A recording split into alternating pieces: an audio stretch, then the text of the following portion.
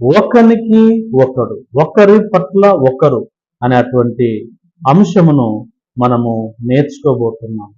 యోహాను సువార్త, దేవుని పరిశుద్ధ గ్రంథమైన యోహాను సువార్త 15వ అధ్యాయము 12లో మనం చూసుకుంటున్నాం.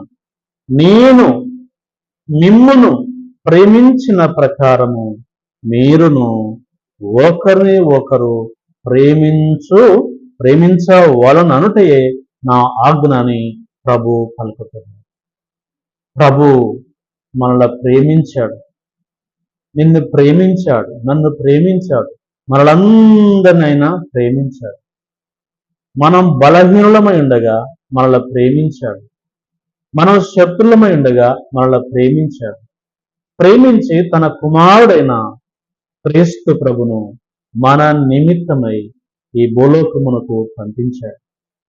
ఆయన మనల్ని ప్రేమించి అదిగో మన కొరకు తన ప్రాణమునే కలవరిగిరిలో దారబోసిన ప్రభుగా మనం చూస్తున్నాం.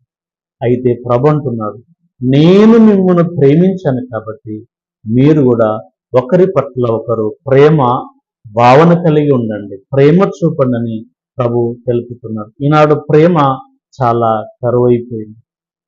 ప్రేమ చాలా కరువైపోయిన దినాలను మనం చూస్తుంటున్నాం. ఎందుకు ఆ ప్రేమ కరువైపోయిందంటే దేవుని గ్రంథములో మనం చూస్తున్నాం. మత్తయి సువార్త 24వ అధ్యాయము 12లో మనం చూసినట్లయితే, అక్రమము విస్తరించుట చేత అనేకుల ప్రేమ చల్లారిపోతుంది. అనేకుల ప్రేమ చల్లారిపోతుంది. క్రమము తప్పింది. క్రమము లేకపోగా అక్రమము ద్వారా అనేకుల ప్రేమ చల్లారిపోతూ ఉంటుంది.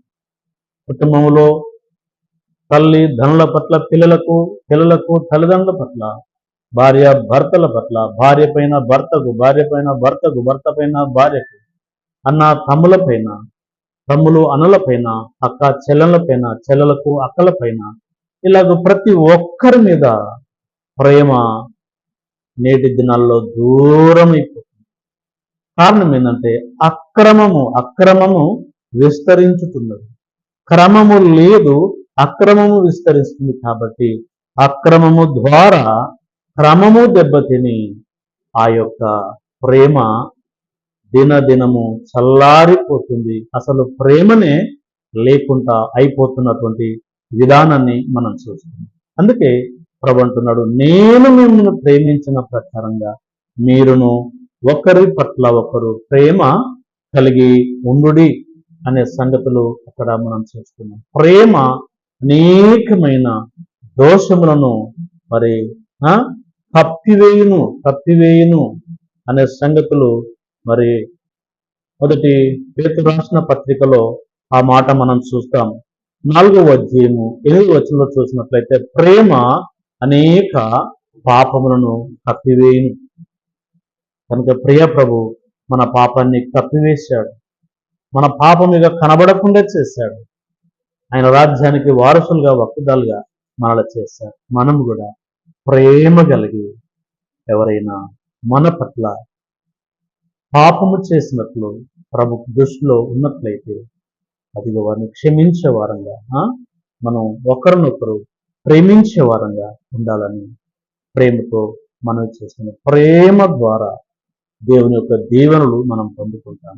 ప్రేమ ద్వారా శాంతి సమాధానాన్ని మనం పొందుకుంటాం. కాబట్టి ప్రభువే మనలా ముందుగా ప్రేమించాడు, మనము ఆయనను ప్రేమించలేదు కానీ ఆయనే మనల్ని ప్రేమించాడు అనే సంగతులు మొదటి యోహాను పత్రిక 4వ అధ్యాయము 10వ వచనంలో మనం చూస్తున్నాం.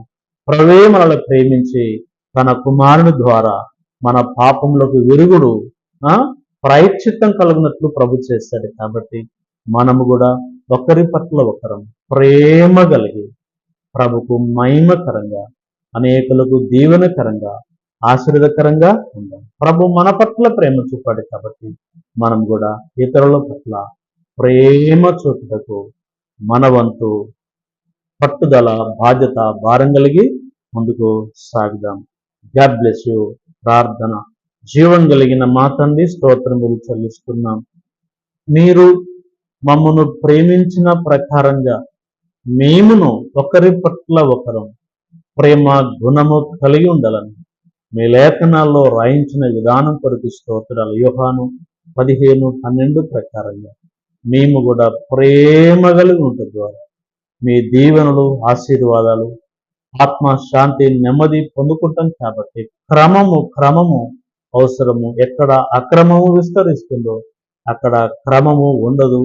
క్రమము ఉండని చోట అల్లరి, నీచ కార్యము, ప్రేమ చెడిపోతుందని మరొకసారి మీరు గుర్తు చేసిన విధానం కొరకు స్తోత్రాలు. సాధ్యమైనంత వరకు మేము అక్రమములో ఉండకుండా క్రమములో ఉండినట్లు, నీ ప్రేమలో ఉండినట్లు ఆత్మకార్యం జరిగించి మీరిచ్చే దీవెనలు, ఆశీర్వాదాలు పొందుకోవటానికి వాక్యం వినని బిడ్డల్లో కార్యం చేయమని అడుగుతున్నాం. ఎవరైనా అనారోగ్య పరిస్థితిలో ఉంటే ముట్టి బాగుపరిచి మహిమ, ఘనత, ప్రభావాలు పొందుకుని నమ్మకమైన యేసు ప్రభు శక్తి కలిగిన నామము వేడుకొనుచుంటున్నాము తండ్రి.